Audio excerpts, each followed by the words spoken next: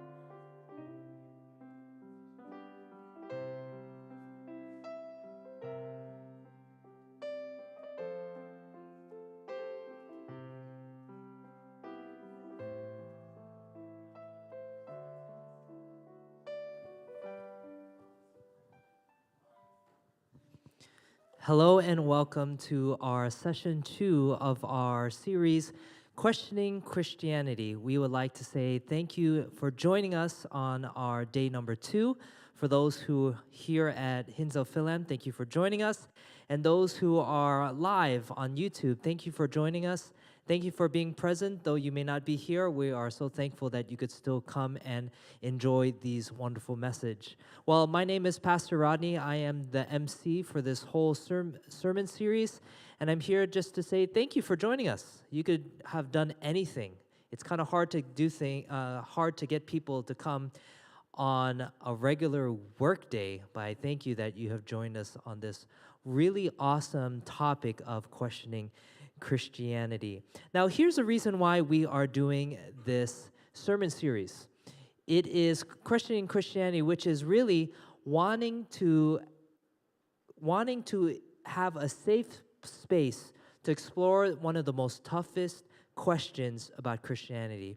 I said this yesterday, but have we ever allowed ourselves to have a space, especially in the church, to talk about questions that you might be having in your mind, but you're just too afraid to say it out loud because you're worried of what people might think about you. Or you might be worried that if you do say it, you might actually manifest it in your own life and that you might actually believe it to be true. So this is a safe space. We want you to know that whatever questions you ask, whatever thought that you have that you want to ask, feel free to ask them. What we're going to do is that there's going to be a 30 minutes of teaching from Pastor Nestor Soriano, and then the half of this session will be Q&A. So feel free that as we go through this session of learning about session number 2, how can a good God allow evil and suffering? Think about those questions. Think about those things that you've always wanted to ask, but you're too afraid to ask it. If you're too afraid, feel free to just whisper in my mind, whisper to me, or write it. If you're here, write it on a piece of paper, and you could give it to me, and then I could read it out loud for you. And those who are on live stream, feel free to comment on the section, on the comment section below. Any of your questions throughout this whole throughout tonight, and I will be sure to ask the question. So as long as it's relevant to the topic. And for those who are here, after the Q&A session, we will continue the conversation with refreshments in the fellowship hall. Our speaker for tonight, if you weren't here for day 1, is Pastor Nestor. He's a senior pastor of Hinsdale Fil-Am. This series is a culmination of his 2.5 years of doctoral work. He has been working on this for quite some time, and this is the culmination, and this is towards the end he's nearing the finish line of his doctoral work. And I have to say, on a personal story, that I have tremendously been blessed working with him, partnering with him here at Hinsdale Fil-Am. I've been learning a lot, and he has allowed me to question certain things of how I do pastoral ministry, and he has taught me so much with his experience as wisdom as being a pastor for how many years now? 16 years.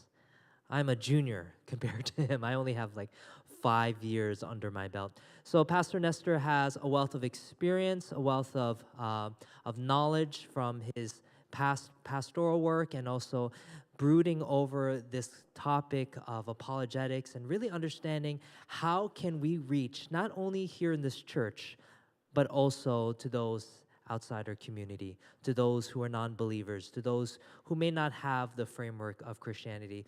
So this is a culmination of his work and his studies, and we are going to be blessed tonight by hearing a very important topic, a message that we often think about quite a bit, especially as you grow into a Christian. So I'd like to, without further ado, just invite Pastor Nestor up. And let's give him a hand and say thank you for sharing this wonderful topic for tonight. Pastor Nestor? Thank you, Pastor Rodney. Mic check. Thank you. Thank you, Pastor Rodney, for those comments.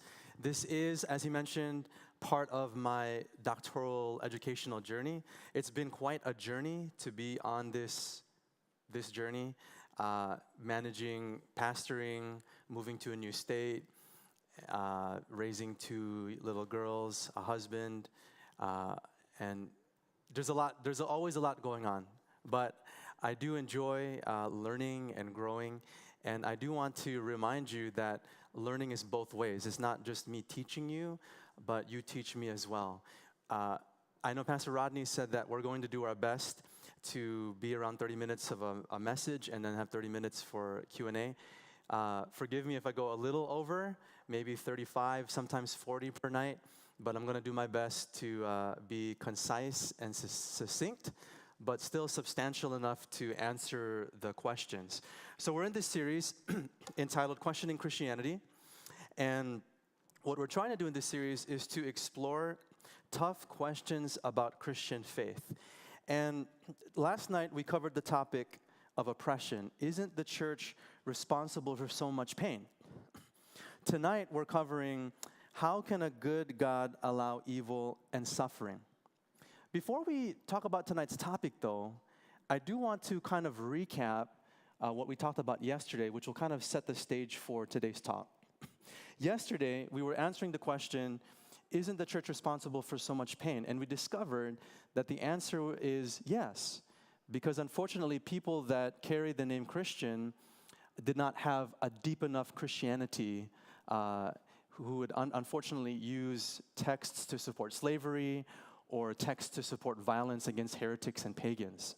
And what we realized was that the solvent to oppression in the Christian church and also outside of Christianity, actually the solvent for all oppression in the world, it can be found, or at least one solvent would be found in this focus on the other, of caring for others, which is found in Christianity, in the person of Jesus who actually sacrificed his life for us. And this is important to know because the foundation for, actually the solvent for oppression is what we call love. And we talked about that a little bit last night. If you missed that, you can find it on YouTube. You can listen to the talk yesterday. So that's just a recap. I want to share 2 things with you that I think that's really important as we continue this journey of learning together. A question that I think that some might be asking in this series is, who is this series for? Who is this series for? And yes, I've designed it, and I'm in this doctoral program to learn how to communicate my faith to people who are non-religious. But who is it really for? Is it for the non-religious, as we talked about yesterday? Or is it for the religious? I think, yes, while I designed this to help answer the questions that non-religious people are asking, I think it would be important to understand, especially for those of us who identify as religious people, that it wasn't, in the story of the prodigal sons, as I mentioned last night, of the younger brother who wasted his father's inheritance and lived an immoral life outside of the father. It was actually the second son, the one who was moralistic, who was fanatical about religion, about his commandment keeping, about his religiosity. It was the older son that actually rejected the father. And we know in the story that the older brother in Luke chapter 15 represented the Pharisees, or the really fanatical, zealously religious Pharisees that were actually looking down on those people who were irreligious. Which means that this series is not only for the non-religious, it's also for the religious people. I find it interesting that it was the religious people, the people who identified as very, very fastidious and religious. These are the very people, that rooted their philosophy of life and living in the Scripture were the very ones who rejected the Savior. These are the ones who identified with the Bible were the very ones who played a role in crucifying Jesus Christ. Which is to say that any time that we kind of clarify who God is and who Jesus Christ is and what he has done, it turns all of us really into seekers. So a seeker is not only someone who is non-religious, a seeker can also be someone who's gone to church for 5 or 6 or 7 decades of their lives. Because in the Gospels, in John, in this book called John, in John chapter 4, there was a woman called the woman at the well, or the woman of Samaria, who lived a very irreligious life, who was seeking after something more. But in John chapter 3, there was a man by the name of Nicodemus, who was very religious, but he was still empty. So both the irreligious and the religious are seekers. And so those of us who identify with religion or have grown up in religion, I think it's very possible for us to be religious but not understand Christianity. Just because I'm part of a religious tribe or part of a religious culture does not necessarily mean that I comprehend and live out the principles of Christianity. And so, who is this for? It's for all people, all right? That's one thing I want to say. Secondly, I want to speak especially to those who identify as religious or as Christians. What we're trying to do in this series is learn how to talk about, learn how to answer these tough questions that the culture right now is asking around us in a way that makes sense, in a language that they can understand. So what does that mean? That means that we're here to learn the language of God and the language of Jesus, but also try to understand and how to package that and state it in a way that makes sense to people who don't have the religious vocabulary that we have. Does that make sense? And I don't know if you've seen, but latest research, especially by Pew Forum, a nonpartisan organization that surveys social trends in this country, they said that they're projecting that in about 50 years, in 2070, that most of the United States will be less than 50% Christian, meaning that they will no longer identify as Christian. Which means that it is incumbent upon us, those of us who are believers, to learn how to speak about the truth and the beauty of Jesus and the Christianity in a way that irreligious people can understand. Which means that I cannot just appeal to the Bible as a source of authority, because irreligious people don't turn to the Bible as a religious authority. Does it make sense? So what we're learning in this, so we're realizing that the audience is all of us, one, and secondly, we are learning how to adapt and to learn. And friends, I think about this all the time because this is part of my doctoral work, but it's very relevant today because it is impacting us, it's impacting our thinking. The question that we're covering today is a really difficult question to answer. How can a good God allow evil and suffering? Can I see a raise of hands of those of you, and I can't see your hands raised, those of you watching online, but can I see a raise of hands of those of you who have thought about this question before? Or maybe you know someone who has thought about this question. How can a good God allow evil and suffering? It is the number one reason why Generation Z, those born between 1999 and 2015, reject God. Barna Research, I mentioned this research group yesterday, did a study on several hundred Gen Zers, those who were born between 1999 and 2015, and they asked them, what are some barriers to faith? And the number one barrier per that poll was, I have a hard time believing that a good God would allow so much evil or suffering in the world. There is a lecturer, a professor by the name of Bart Ehrman. Maybe you've heard of his name. He is the author of more than 20 books, and he is a distinguished professor at the University of North Carolina in Chapel Hill. He abandoned his childhood Christian faith, and he shares the reason for his crisis. He writes in a book, I could no longer explain how there could be a good and all-powerful God actively involved with this world, given the state of things. For many people who inhabit this planet, life is a cesspool of misery and suffering. I came to a point where I simply could not believe that there is a good and kindly disposed ruler who is in charge of it. And therefore, since he could not reconcile a good God with all the evil and suffering in this world, he kicked his Christianity out the window. And now he is identified as an agnostic. So there's a philosophical barrier that prevents people from considering or accepting this God. But it's not just a philosophical issue. It's also a very personal issue. There were some people who asked questions yesterday who are going through some pain and some struggles. I remember Catherine, my wife, telling me, I asked her about the tsunami in the Indian Ocean. Do you remember in December of, I think it was 2004, when there was a major tsunami in the Indian Ocean? It affected several countries. My wife is from Indonesia. My wife told me that she was swimming in the ocean, and all of a sudden she noticed that the clouds turned dark and gray.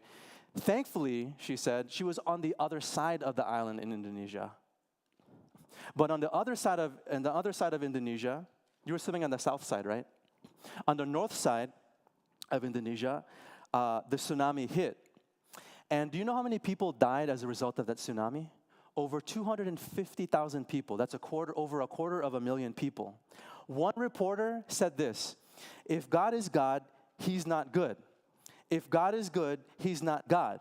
You can't have it both ways, especially after the Indian Ocean catastrophe. That's what he said. Now, that argument or that barrier, that objection, is actually an old argument. Around 300 BC, so about 2,300 years ago, there was a Greek philosopher, Epicurus, who made a similar objection. And it wasn't until about the mid-1700s that the philosopher David Hume popularized this objection. And so then how do we respond to this question? How can a good God allow evil and suffering? In my response, I'm going to give 3 points, and I'm hoping that these 3 points will not solve the problem of evil and suffering, but at least give an answer from a Christian perspective and a Christian worldview that would be satisfactory enough for your liking. So here's my first point. Point 1. A good God may have good reasons to allow evil.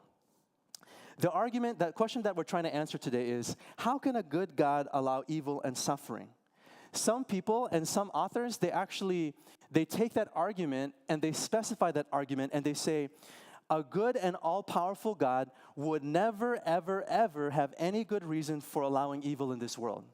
Some people believe that not only would a good, all-powerful God prevent evil, he would not even have a good reason to do so.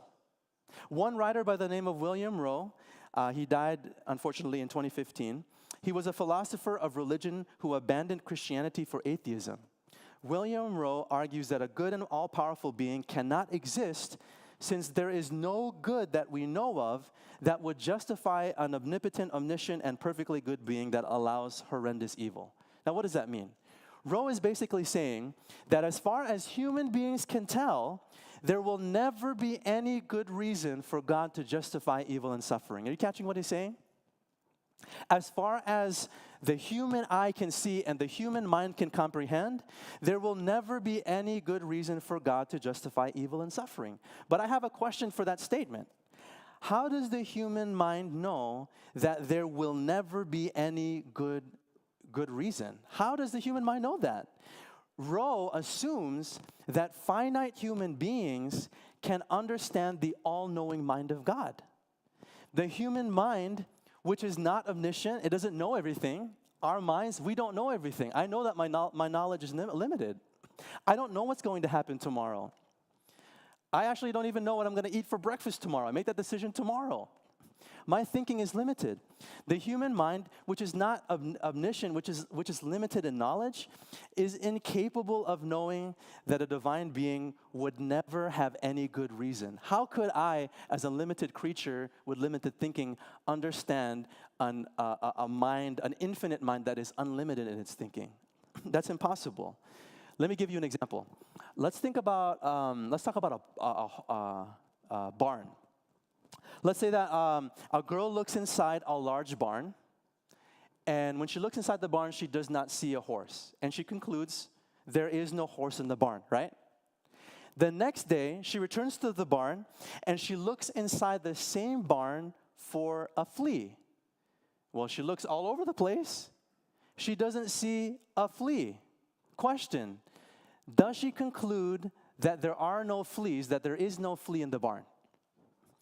The answer is no, because it is quite possible for the flea to be so small that she cannot see it.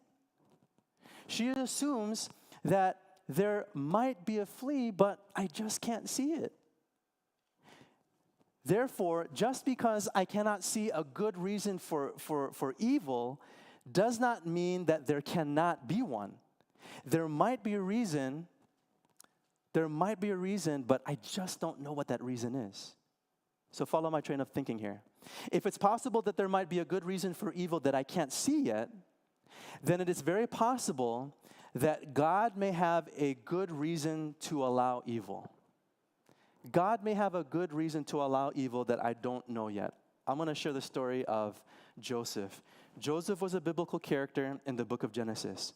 In chapter 50, we learn in Genesis, actually in several chapters in Genesis, of this character Joseph who had 11 brothers.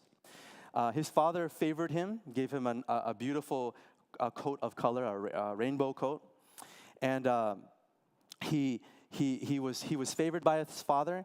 He had a dream. That some sheaves would bow down to him, and then he told his 11 brothers, "Hey guys, hey, come together. I want to tell you a dream that I had. I had a dream that one day you 11 would bow down to me."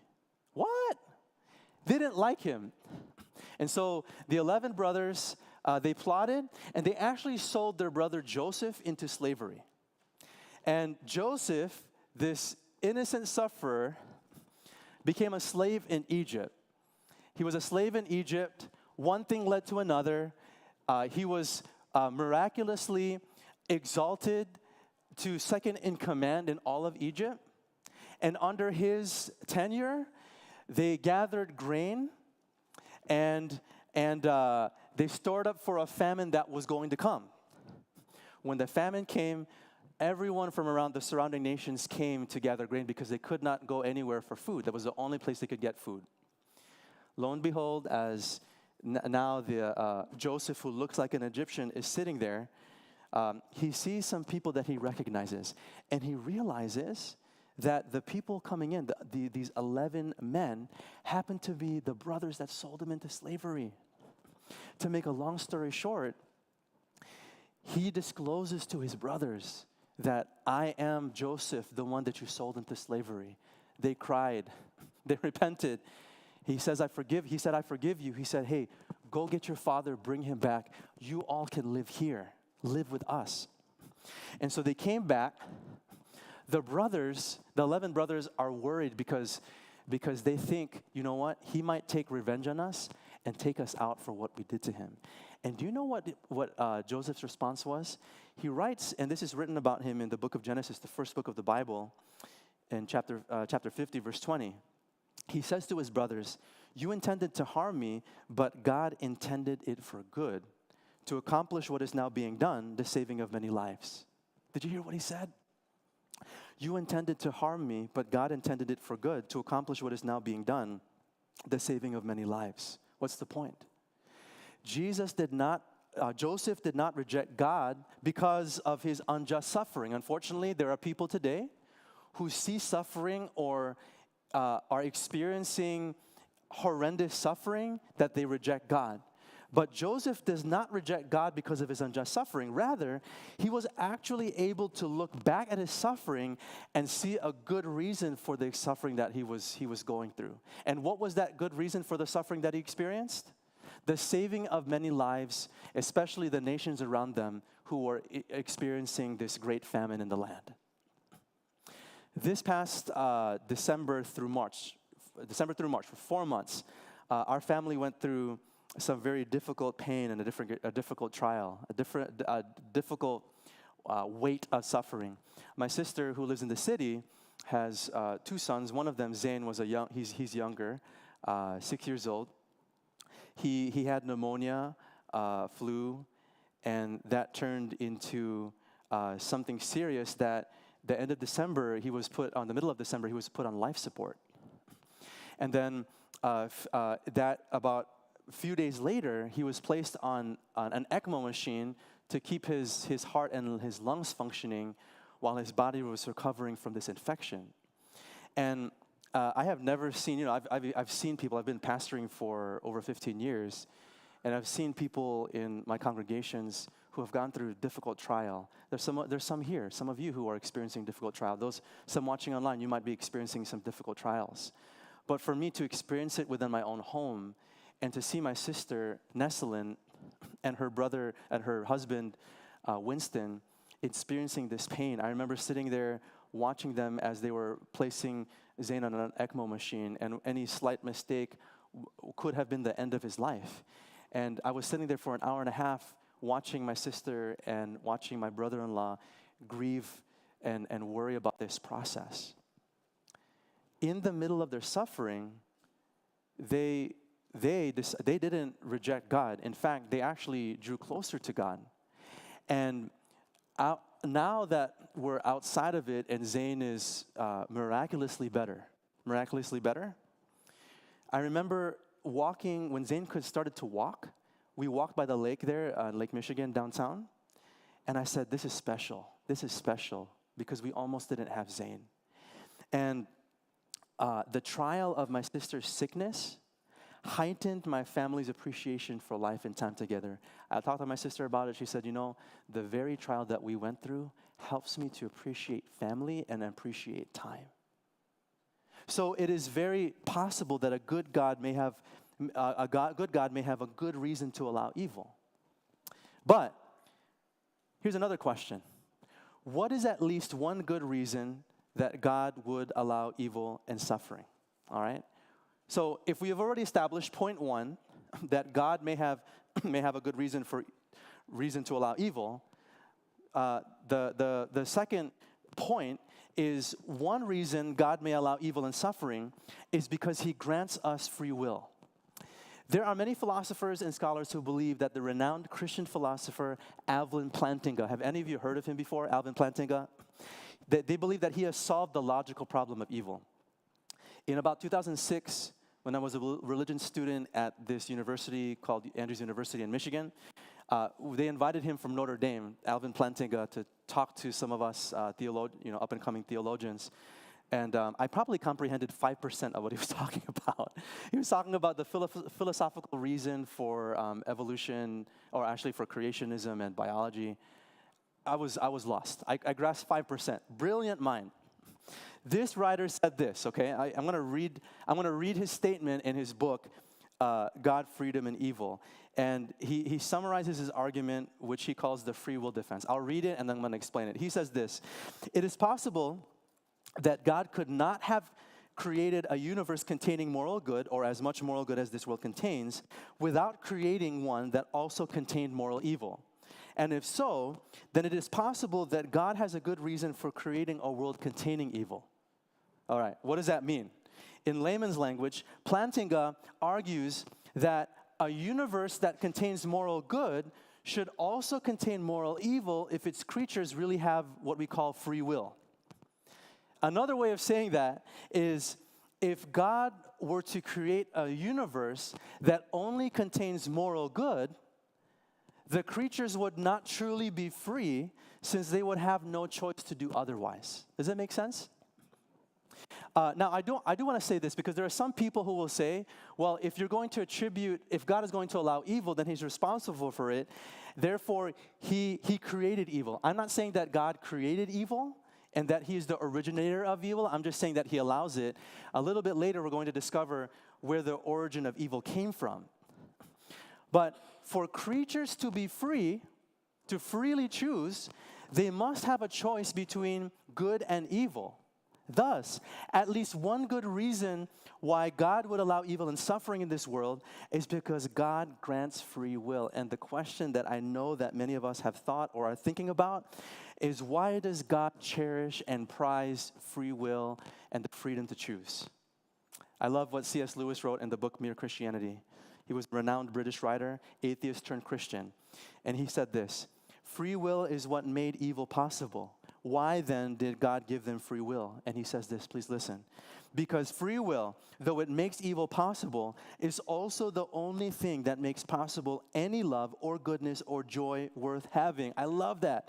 He says a world of automata, like robots, of creatures that work like machines, would hardly be worth creating. The happiness which God designs for his higher creatures is the happiness of being freely, voluntarily united to him and to each other. And for that, they must be free. Did you catch what he's saying here? This line, free will, though it makes evil possible, is also the only thing that makes possible any love or goodness or joy worth having. The reason God grants free will is because he does not want to control us. Rather, he wants us to have the capacity to love him freely. He wants love to flourish. On Monday, I got a haircut. I have my favorite stylist at Great Clips there in Lyle. I got a haircut, and I came home, and Eliana came back from her swimming class. She was there. And I came in with my fresh haircut on Monday evening, and she said something to me that was sweet. She said, "Daddy, you're still handsome." I smiled because I thought, when was I not handsome? She said, "Daddy, you're still handsome." I said, "Thank you." And I told Catherine that she said that, and we had a giggle. Thank you, Eliana, for saying that I'm still handsome. Now, question. Did I tell Eliana, hey, tell me that I'm good looking? Tell me that I have a good haircut. Was she forced to compliment me, yes or no? No. For some reason, something within Eliana's heart compelled her to compliment me for my fresh haircut. She said what she said out of her own free will because she loves me, because she's motivated by love. And then the question is, what motivates her to love me? It's because Catherine and I, my wife and I, we try, although imperfectly, to provide, to shower our children with love. Both Eliana and Emily, they both know, we hope that they do, but they know, and we tell them that we love them. We don't force them to love us. We don't put a handcuff on them and say, hey, love us and tell me that I look good every day. No, we don't say that. We love them. And for some reason, love is what begets love. Force, handcuffing people, never begets love. Force, pushing people or telling people, this is what you need to believe or else, or this is what you need to do or else, that, my friends, moralism, there's nothing wrong with being moral, but excessive morality is moralism, doesn't beckon people to love in return.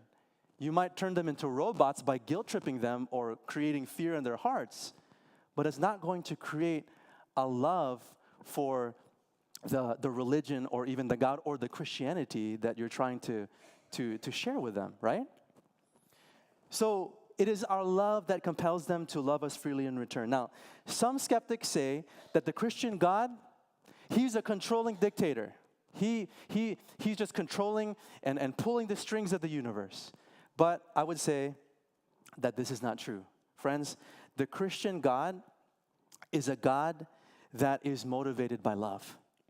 And I would even say this, that the Christian God is not only motivated by love, his character is love. In fact, he is not just motivated to love.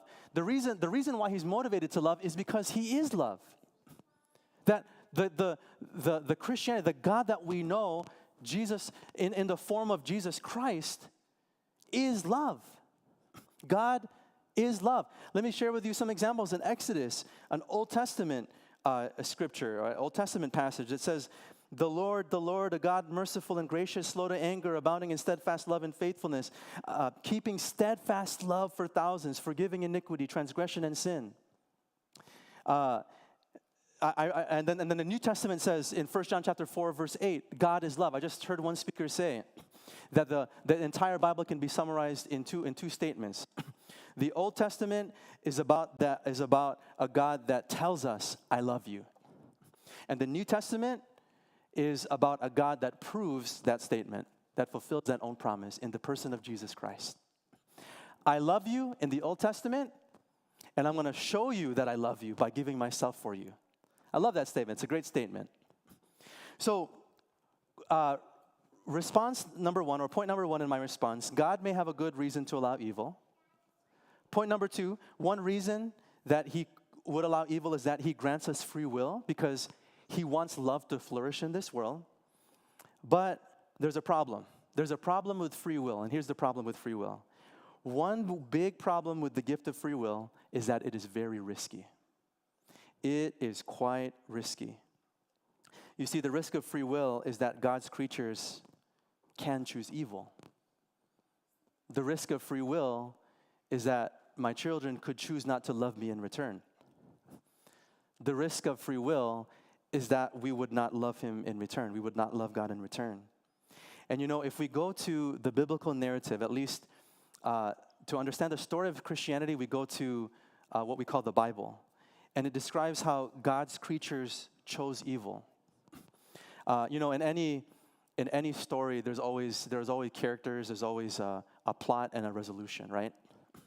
And the Christian story starts off with a good character by the name of God, and he also is one God, but he has three persons: God the Father, God the Son, God the Holy Spirit. Now, some people are like, so people within the Islam faith will charge us for polytheism, believing in different gods. I can't understand, like, you guys worship three gods instead of one. And the best way that I've illustrated this is to think of what you drink in the morning. What do you drink in the morning? Well, what's the best thing to drink in the morning? Water, right? What form of that? What form is that? That's liquid. When you want to take a hot shower, you turn the dial to hot, and what comes up? Steam or gas, right? And if you want a cold cup of mango juice, let's say mango juice, what do you put inside? Ice cubes, right? So you have solid, you have liquid, and you have gas. Three different forms, but all in substance. And those of you who studied chemistry, what is that chemical equation? H2O, right? H2O. One God, three persons. That's a good character. In heaven, before there was even this place called earth, God decided to create angels. And he created an angel by the name of Lucifer. And he was beaming with brightness. He was an amazing musician. I mean, he was the angel of the angels. In fact, he had a seat his assignment was to be the right-hand man of God. All right? And what happened was he started to think to himself, you know what? Why is God receiving all the glory and the praise? What about me? And if God is so loving, all right, if God is so benevolent and loving and caring, then this God would also give me the opportunity to be praised and elevated. Well, the middle letter, as I've said before, the middle letter of Lucifer is what? I. The middle letter of pride is I. And someone had told me that the middle letter of my last name, Soriano, is also I, right? Lucifer had an I problem. He wanted to elevate himself and to deny living in the ocean of love that God provided. And that caused some friction in heaven. In the last book of the Bible, in Revelation, it talks about how there was war in heaven between Lucifer and all the angels that he deceived. And they fought against God and their angels. And the Christian narrative says that they were kicked out, or they lost, and they were defeated, and they were placed on this place called planet Earth before Adam and Eve, the first humans, were created. I don't know how much time passed, but God created the world in 6 days, and the climax of his creation were these two beings called Adam and Eve. And he allowed them to live in the beauty of a love relationship with him and to experience that love, to be fruitful and multiply, and to perpetuate the experience of love in the whole world. But unfortunately, Lucifer, who is now identified in Scripture as Satan, took the form of a serpent and began to spread a lie to Adam and Eve. God had told Adam and Eve, you can eat of any tree of the garden, but don't eat of the tree of good and evil, of the tree of knowledge of good and evil. Unfortunately, the serpent came and deceived them and said, you know what? If God was really loving, he would allow you to eat of the tree of good and evil. You see, Lucifer, or Satan now, in the form of a serpent, was charging God with the same problem of not being a loving God that he did up in heaven. And so now here on planet Earth, he's deceiving them. They fall for the lie, and what happens? Adam and Eve, they eat the fruit, and it brings this problem of shame, of sin, and they fell for that deception. And the result of their believing that lie was evil and suffering. And unfortunately, in the next generation, all right, they had children, Cain and Abel.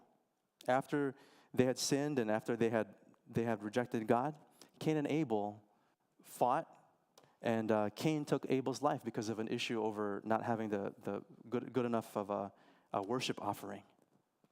Some people claim that the risk was not worth it. They say, look, come on, if God was really loving, he would have stopped it. He would have just taken out Lucifer right then and there in heaven. But here's my response to that. If he took Lucifer out and erased him from the universe, what would that tell the other creatures, or what would that tell the universe? What would that tell the universe? That you really don't have free will, and that you're going to, we're gonna take you out even if you were to question him.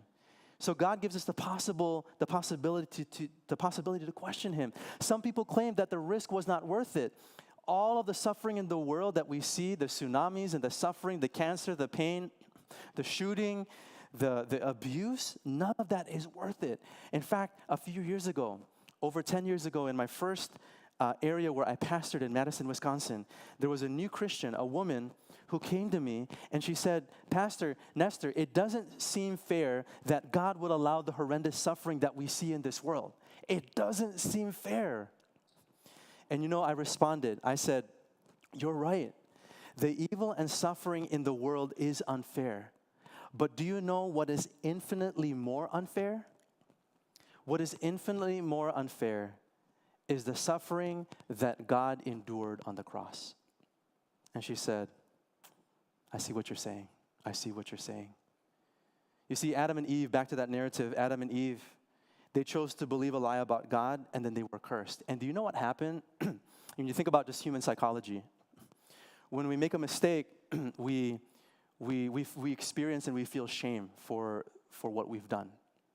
And that's exactly what happened with Adam and Eve. In fact, if you go to Genesis, the story says that they experienced shame because now they were clothed with some kind of the glory of God, but now since their transgression, their mistake, they were now naked and they felt shame for what they did. And so you know what God did? How would God solve this problem, the mistake that they made?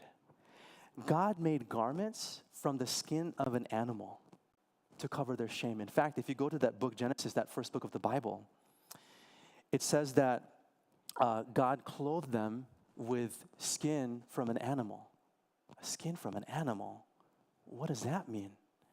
There's a clue. There's a clue that a substitute suffered, that a substitute would suffer for them. That an animal's life had to be taken in order for them to be clothed. A substitute was provided for them.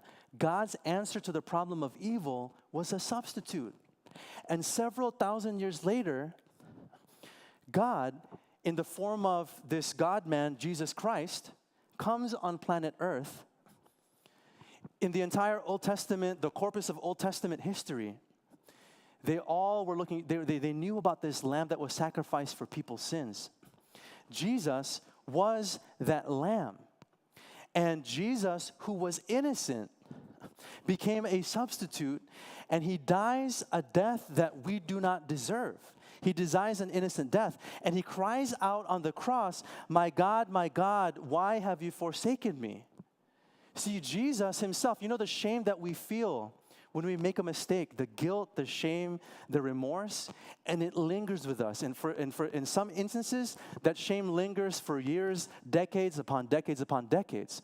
Take all of the shame that you've experienced times all the people on planet Earth, and those are yet to be born, and somehow in your imagination collect all of the experiential weight of that shame and place it on Jesus, the Lamb, who was our substitute, who was completely innocent and did not deserve the death that he experienced.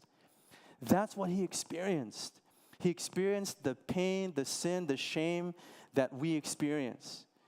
And the question is, why would he do this? Why would Jesus do this? Why would he take upon himself this penalty that we deserve? Why would he do that? Why did Jesus suffer like this? And the answer is because he loves us. The answer is because God is a God of love. I love this line as we land this plane. I love this line by Timothy Keller in the book Reason for God. He says this: If we again ask the question, why does God allow evil and suffering to continue, and we look at the cross of Jesus, we still do not know what the answer is. However, we now know what the answer is not. It can't be that he doesn't love us. It can't be that he is indifferent or detached from our condition. And then he says this line, please listen. God takes our misery and suffering so seriously that he was willing to take it on himself. God takes this so seriously that he was willing to take it on himself. And so how do we answer this question? How could a good God allow evil and suffering? Number one, God may have a good reason to allow evil. Number two, that one good reason is that he grants free will because he wants love to flourish. But the problem with free will is that there is a risk. Point number three, God freely chose to take upon himself the atrocious evil and suffering of this world and the evil and suffering that we endure and that we deserve. He took that upon himself. And just in case there might be people here who think that God doesn't care for me, there might be people here, those watching online, who are experiencing pain so deep and so excruciating that you can't think, you feel like you can't breathe, you're consumed with that pain and that suffering. I will say this, that for some reason, Jesus still went through, he had a decision to make when he was on planet Earth. Was he going to die on the cross of Calvary? Was he going to die on the cross of Calvary? And when he was in this garden called Gethsemane making that decision, I believe he was thinking about the human race. He was thinking about you, and he was thinking about me. Which means that in his darkest moment, he didn't give up. He made a decision to be crucified for us. So in those times, just in case we think that God might abandon us, if Jesus didn't abandon his mission in his darkest hour, why would Jesus abandon you now in your darkest hour? The good news is that he won't. He won't. That's my humble answer to this question. How could a good God allow evil and suffering? That we see the goodness of God in the sacrifice of himself through the person of Jesus Christ. That's my answer. So at this time, I want to invite Pastor Rodney, and he's going to lead us in our live Q&A. Thank you so much, Pastor Nestor, for that wonderful message. And to warm you guys up, I'm going to ask him one question. Love seems to be so important when answering why a good God allows evil and suffering. So as the late Tina Turner would ask, What's love got to do with it? I can't believe you just quoted Tina Turner. That's awesome.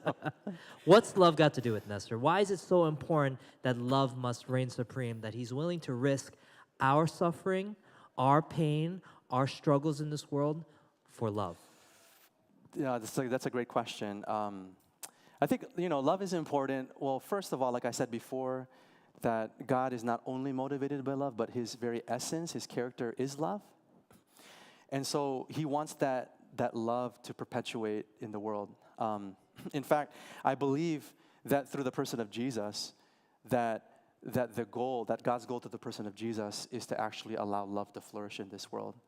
But on a personal note, an experiential note, I really believe that the heart of all human emotional, mental, spiritual bankruptcy is actually a debt or a bankruptcy of love. And we know that as social, emotional, relational beings, that the way that we have been shaped impacts the way that we relate to the way that we relate to others.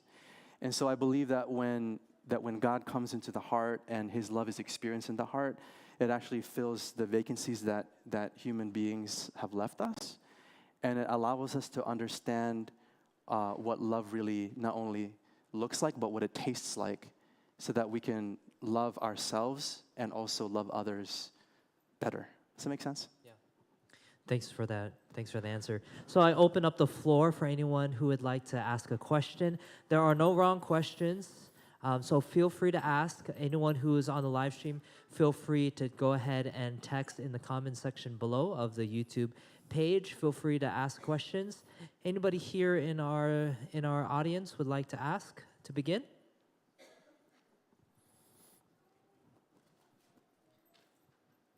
And feel free, if it's simple, if it's complex, whatever it may be, as long as it's pertaining to our study tonight, feel free to ask that question. There are no wrong questions. This is a safe space.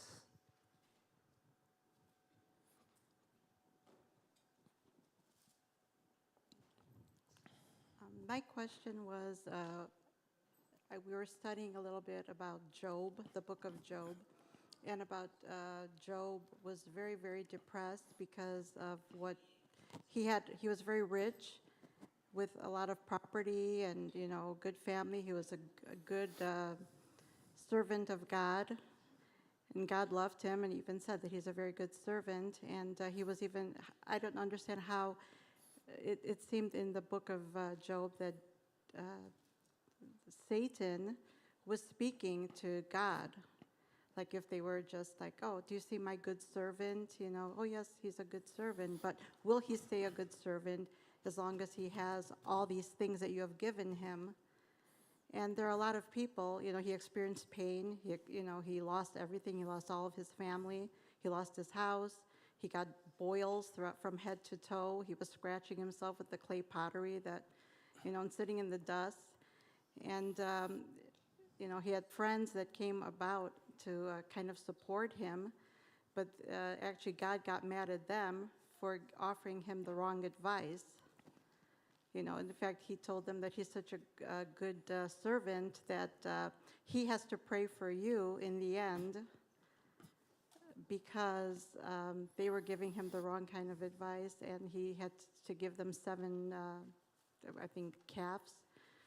So that he could pray for them, so that they would forgive their sins for giving him the wrong advice. So, basically what I'm trying to say is that, Job went through a big crisis, and he's so depressed, as a lot of people are nowadays, but yet because he had faith in God, and God, he got angry at him as well. So, he lost he didn't lose faith, but he was angry at God for a while. That's a great comment. Is there a question for that reflection? That's a really great reflection. It's just like pertaining to a lot of people now that may be depressed and get a lot of bad advice from people. I don't know if you want to expound on that, that people still have to have hope to hang on, and faith will carry you through. It's not so much of a question as just an example of what people are going through in life now, and they're angry at God, and they stop praying to God, and then in some ways, because they're not living a good life, that their prayers aren't even heard by God anymore. Sure. So that's a great comment, and there are some the questions behind those comments. I think Job is the classic example of how could a good God allow evil and suffering? Why would he allow Job to go through what he did? And, of course, he has his three friends. I mean, the bulk of the book of Job is three friends telling him that you haven't been good enough, really. And if you're just faithful enough, then this wouldn't have happened to you. And so then he starts to waver in his faith, and then he begins to question God, and then God's answer at the end of the book is he asks him a series of questions. Were you there when I formed the world? Which God was really saying, I'm sovereign, I'm in control. And what I realized about human experience of pain and suffering in connection to Job is that evil and suffering is going to happen. I experience pain. You experience pain. We all go through experiences of suffering, and I think the point of Job was not to show that Job needed to be more faithful, but rather that Job could trust a God who was so faithful, even if it didn't look like he was faithful. And I think that's important to understand, because that's what he asked. He said, hey, what if, he asked him, were you there when I created the world? I'll never forget a statement that he made in the book of Job. He said, and this is profound, he said, though God slay me, yet I will trust him. Yet, though he slay me, or even if I were to be slain by God, now God wouldn't do that, right? But even if I were to be slain by him, I'm going to trust him, which means that his faith progressed from, if I pray enough and I believe hard enough, then I'm never going to experience suffering anymore or pain. He progressed from that to, goodness and suffering and pain is part of human existence and part of God's story. And even though I'm experiencing that,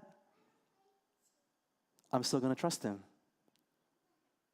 It's when Job asked all these questions and didn't have any answers, that he finally began to believe and to trust. And then God restored his riches and everything else. Double. Good question, or good thoughts. Thank you for the question. Give you some time to think, as we have one from our YouTube audience. One is asking, does God already know who will choose him and who will choose Satan? Yeah, so thank you for that question. That's a good question. It's really to answer so what's behind that is, does God determine who will be saved or who will make it and who won't? Who will be saved and who will be lost? Who will always be good and who will always be evil? Does God determine that or create those conditions for that to happen? There's a difference. There's a difference between knowing the future or knowing what will happen and controlling the events to make that happen. The best example that I can think of right now would be, I like the NBA. I like NBA. Let's say it's the NBA Finals, Game 7 against, let's say, the Chicago Bulls and, the Lakers. The Chicago Bulls and Lakers, right? Classic rivalry, I guess. Game 7, I have to miss the game because I have an appointment somewhere. So I missed the entire game, and I have it because of another event. And so what I do, though, is I record the video, right? I record the video of the game. And I go back the next day at nighttime after work. I go and I watch the entire game, and some people on the day before were mean to me, and they actually told me that the Bulls beat the Lakers, and I was like, oh, come on. So now I have the knowledge of who's going to win. I replay the game, and as I see the Lakers win up by 10, but then the Bulls come back and beat them with a game-winning shot. And this is Michael Jordan comes out of retirement, and he hits that shot. I'm just making up the story. I see that and I rejoice. Just because I know who already won doesn't mean that I can change the conditions of the game. Like I'm just watching the game play out. And for some reason, in God's grander scheme, because He is love, it would be contrary to His nature to treat us like puppets and to pull strings and say, yeah, these people are going to be condemned forever, and these people are going to live with me. But for some reason, although He knows the future, He allows human beings to be free moral agents to make choices within that. And that's the best way that I can explain and understand of a God of love and understanding determinism, or a God that dictates every move. Good question, by the way. Whoever asked it, thank you for that question. Thank you for the answer. Anybody here would like to ask a question?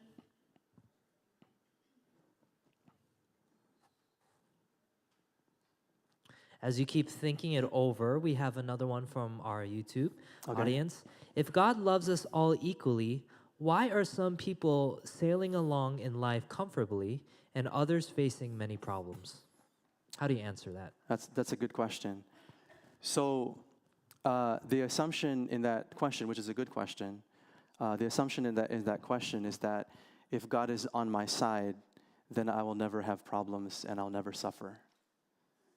And if that was the case, then the story of God and the story of Christianity suffering, the Christianity of a God who suffers for us, would not be true. So human existence and human reality and faith is not an escape from suffering and pain. It's understanding that God is with me in my suffering and pain. One of the most beautiful pieces of poetry and literature that's quoted by religious and non-religious people is Psalm 23. And there's one verse in there in that psalm, that one section that says, though I walk through the valley of the shadow of death, I will fear no evil, for you are with me. So what that says is that human life we experience the valley. Actually, I believe that we perpetually experience the valley. And just because I accept Jesus into my heart doesn't mean that I'm not going to get out of the valley. I mean, He might take us out of a valley, as a physical valley, but then at some point in our future, we'll enter a valley. And what's important is not the escape from the valley, but knowing that there's a shepherd in the valley with us. And I think that is the essence of Christianity, that there is a God in the Old Testament that says, I love you and I promise to give myself to you. And then in the New Testament, God is with us in the form of Jesus Christ, and He is present with us. Great question, whoever asked that question online. We'll go right along. Another one from another YouTube. Question online. Okay. Yeah, thank you for adding all your comments below. This one asks the question, if we are made in the image of God, why didn't He make us able to comprehend the suffering we go through? It can sometimes feel like He limits us even though we have free will. Can you answer that? Read that question again? Yeah, It's sure. a really good question. If we are made in the image of God, why didn't He make us able to comprehend the suffering we go through? It could sometimes feel like He limits us even though we have free will. Yeah, that's a good question. So it depends on how we define it. Well, whoever asked this, it depends on how you answer this question. How do you define the image of God? Back in the book of Genesis, God said, "Let us make man in our image." So that's where the idea comes from, that we are made in God's image. I believe that's physically. We have physical attributes of God. Emotionally, socially, relationally, mentally, psychologically, spiritually, we have these components. And what I do know, because of the degradation of mankind due to this sin problem, the mistake of Adam and Eve, that the image of God, whatever that was or whatever that looked like in human capacity, in terms of human capacity, was definitely marred, which means then that our understanding of things that are happening to us in the future is very limited. It's very limited. It's actually only God right now who can say that He knows everything. We don't. So what does that mean? That's really philosophical. Well, what does that mean practically? That means that when we experience pain and suffering, we ask questions why, and we have to be comfortable with the idea that I may never get an answer. I mean, that's the whole point of Job. Why? Why am I going through this? Well, I might not get an answer. But while you might not get a satisfactory answer, what Christianity offers is not an answer, but the actual person of God in the midst of your suffering and pain. And so while you're still confused, like, I can't believe I'm going through this, I don't understand why I'm going through this pain, that's okay. I mean, that's part of human existence. We don't understand. I don't know why my nephew almost died. But what I do understand is that in that valley, I had a shepherd that was with me, the I Am, otherwise known as Emmanuel, which is God with us, which is none other than Jesus Christ. Great question. That was a really good question. Thank you for asking that.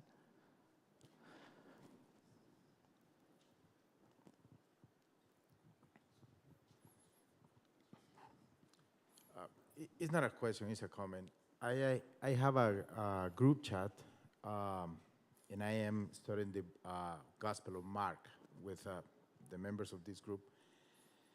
And I was commenting on Mark 15, where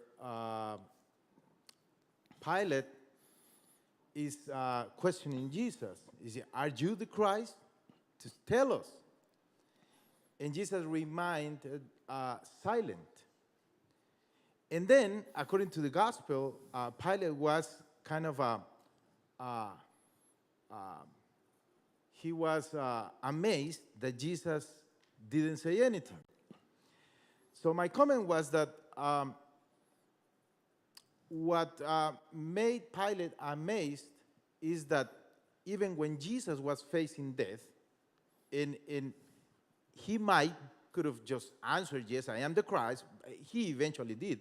But he could have just say something in order to save himself from the cross. But he didn't. Mm-hmm. And then many other people were expecting the answer from him, and he didn't answer anything. But then, that day, later on the afternoon, he was crucified. And many believed when they saw him on the cross. So my comment was, many times we have questions and we don't have answers. But when we see the cross again, we may have the answer.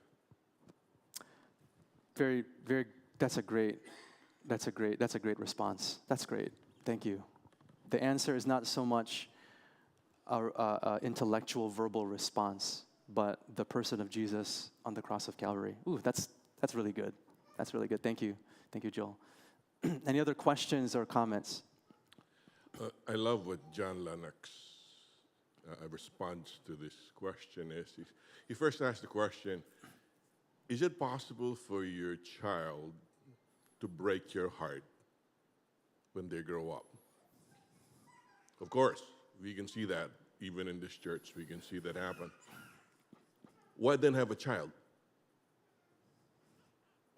And his answer was very succinct.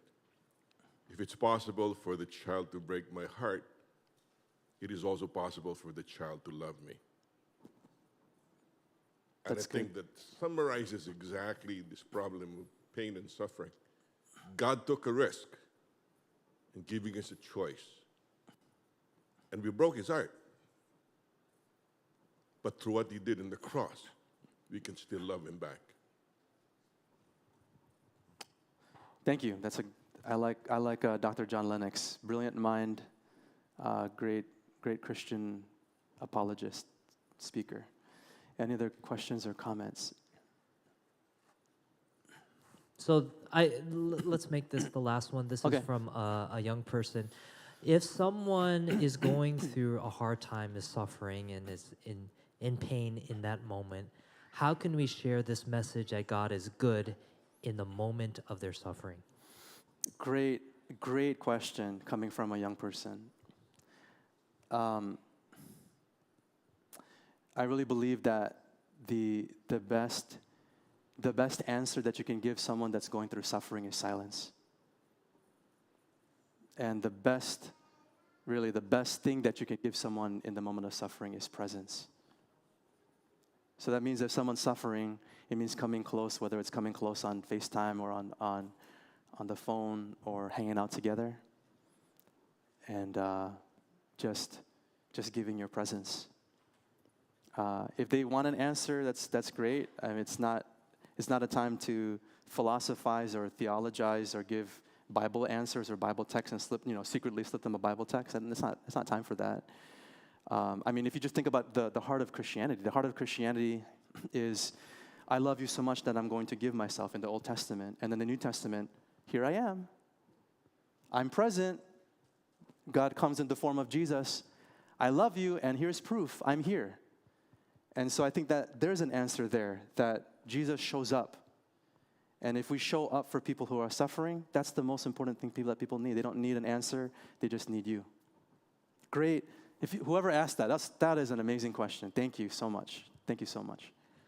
Well, friends, thank you so much for your time. Thank you for your questions, and thank you for being able to come to day 2 of our series. I just want to let you know of what's happening tomorrow. Tomorrow, same time, 7 p.m. here at Hinsdale Fil-Am.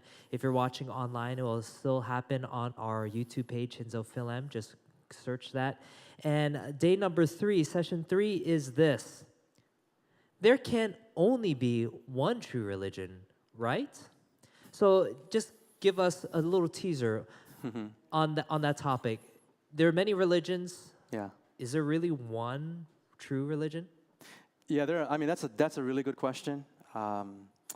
If you look at all the major religions in the world, Christianity, Islam, Buddhism, Hinduism, Judaism, top 5. Even with Christianity itself, there are over 40,000 denominations.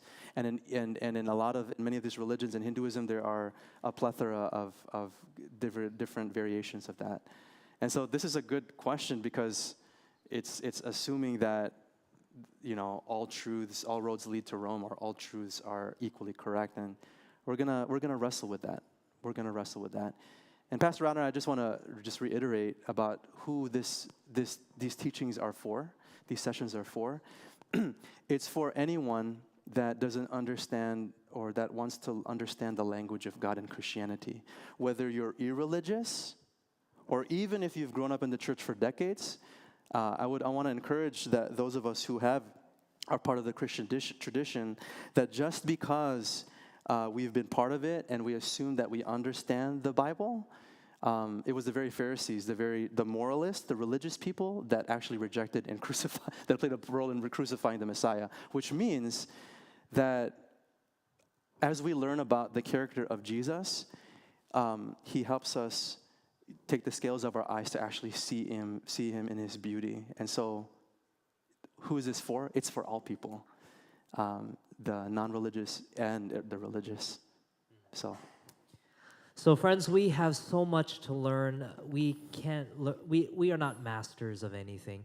We have so much to learn, and for sure, we could learn so much more about the God who is a God of love. So thank you for joining us tonight. For those who are here in church, we're going to move on to our refreshments. Keep the conversation going. If you have any other questions or thoughts, feel free to come to me or Pastor Nestor or any of the staff. We would love to have that discussion about why God is such a good God. Thank you all for joining us. Have a good night, and God bless.